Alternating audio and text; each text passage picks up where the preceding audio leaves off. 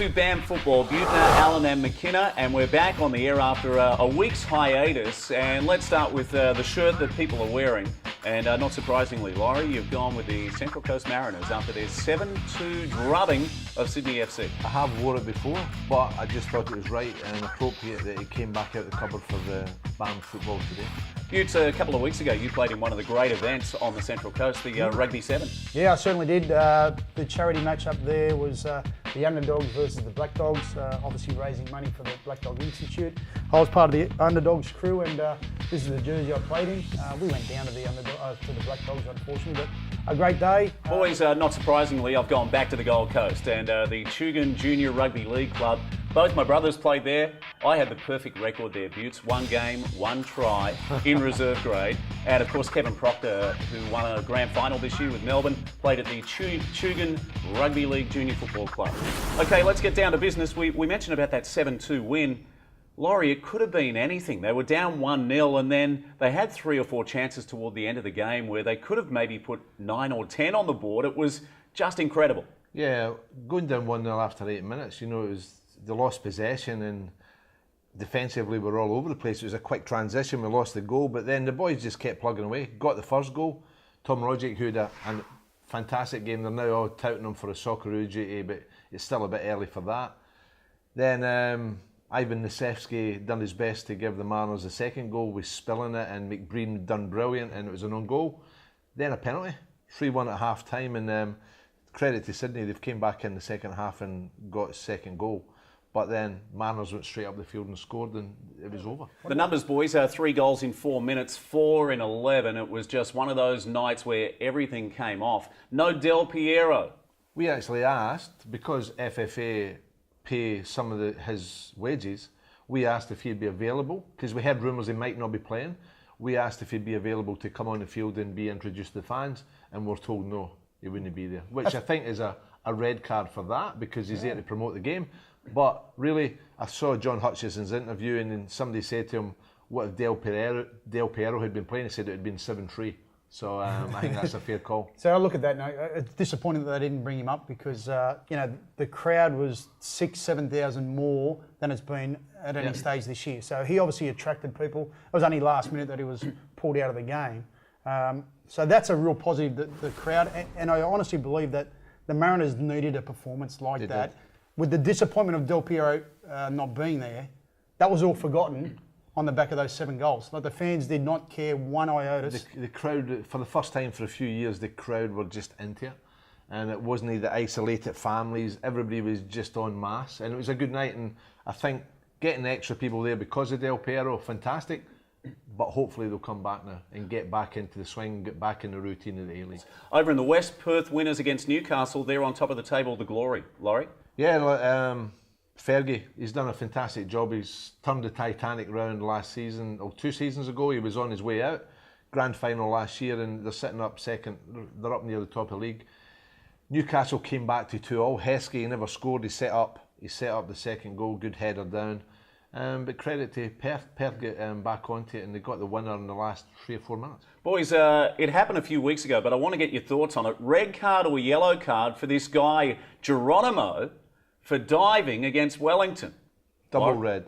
Double red, yeah, joke, absolute joke. And it never used to happen as much in old National League days, but anytime that happened, the public, the crowd, hate it. Yeah. I totally agree with you. Turn away from it. So you're saying, boys, Geronimo needs to take a long, hard look at himself after that dive? He needs to get on his horse and ride off into the sunset with John Wayne chasing him. Boys, the EPL, Manchester United on top after their 2-1 win against Arsenal. Van Persie, 24 million quid well spent. 3 minutes and they nailed it.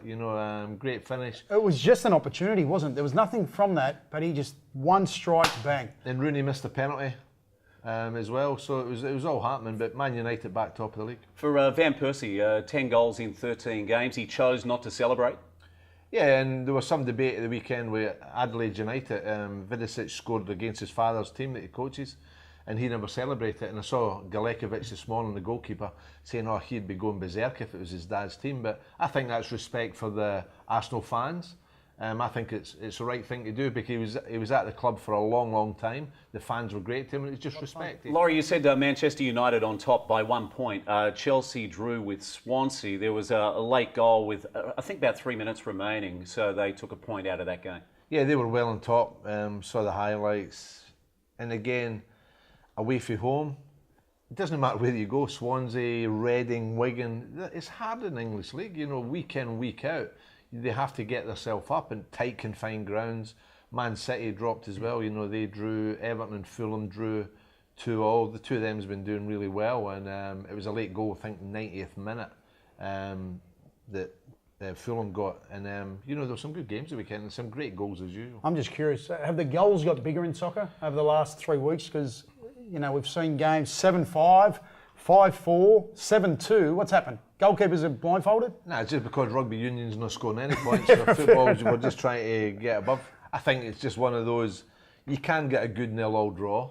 You can get the exciting, but you can get very boring ones as well. Do you want to touch on that game with Federici, where I think Arsenal was still 2 goals down with just a few minutes remaining? Yeah, it was like 4-0 at one stage, and Federici, I watched the goals. It wasn't his fault. You think the goalkeeper 7 goals, yeah, he's had a howler. He never had a howler. He actually did quite well. He actually saved. It could have been more. So he could have been when they blame all the defenders. Yeah, he had every right to blame all the defenders. That's what their keepers do. But that game, Arsenal made 11 changes for the starting lineup at the weekend. So they've put number 2 team out. They still probably get 2 teams in the cover.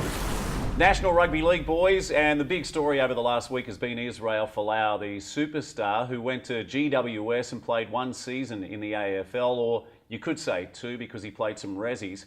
But he was a work in progress, and I firmly believe that in years to come, he could have been a very good AFL player, but he's back where he belongs, Michael. Look, he missed rugby league, no doubt about it. He cashed up. He's picked up $3 million for his 2 years. He's pretty happy about that. What about what he did for the league, though? For the AFL itself, look, fantastic job in terms of the AFL and what they try to do. They poached one of the biggest players. You look at his record, he's played 90 first-grade games. He scored 73 tries. Like, his strike rate is unbelievable. Not so good in AFL in terms of goals kicked, but you know what?